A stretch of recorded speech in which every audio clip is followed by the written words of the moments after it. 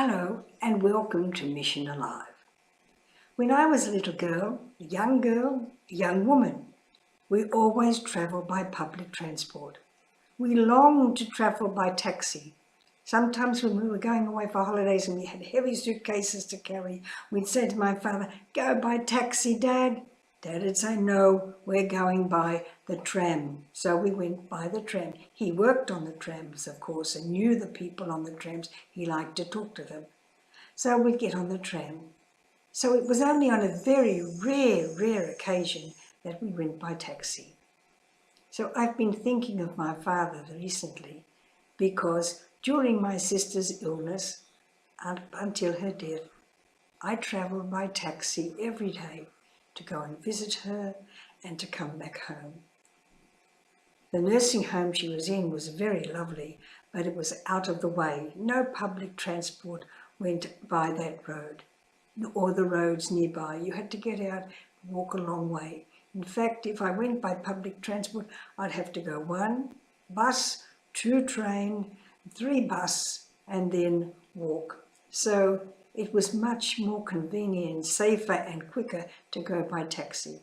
And I really enjoyed those taxi rides because of the taxi drivers. They were so interesting. The first one was a Buddhist, and it was Ramadan time. And I told him that I'd been in Jerusalem at Ramadan time.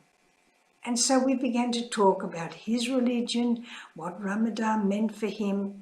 You know, fasting from 6 in the morning till 6 in the night, all day, every day for a month is a lot to do. We have 40 days in Lent of penance, but we don't fast all day. We fast, we go without something. But we don't fast completely, but no food, no drink for 40 days. And so we talked about that. Then the next one I had was a Hindu. He was very quiet and gentle, but he was very lovely.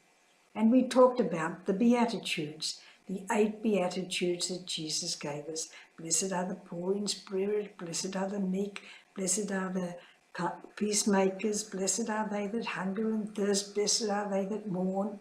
And I was mourning because my sister was dying. So we talked about that.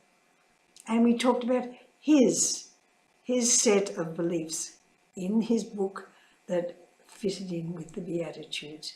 We all have these same beliefs. We're not so different. We're not so different. And then I had a Hindu, a Muslim, and a Sikh. A Sikh. I'd never really talked to a Sikh before. And I said to him, "I don't know anything about your religion. Please, would you tell me? I know you are very good and kind to people in need." They are. Often you see them on television, on the news here in Australia. Building up bags of food, people bringing in everything, fresh food and tin food, all that you could want. Toys for children, clothes, they put them all in bags and they take them round to the people affected by the floods, by people affected by the bushfires, people who have lost everything and are so grateful to receive anything that people give them. And so he told me about his way of life, because that's what religion is. It's the way we live. In the New Testament, in the Acts of the Apostles, that's the first name that was given to the followers of Jesus. They weren't Catholics. They weren't Christians.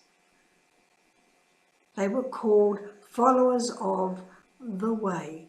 They were following the way of this man, of this new man. They weren't following the way of Moses. That was the way the Jewish people followed. But now here was this young fellow coming along and people were beginning to follow his way. So in the Acts of the Apostles, we learn of the way. So think of the way you are living, your way. Make sure it's a way that helps other people.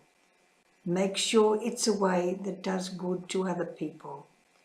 Make sure it's a way that makes you friends with other people and not enemies. We have so much in common. One God, one Father in heaven. So, the way. Follow your way. but don't hurt people who follow a different way. Goodbye for now, and have a good week.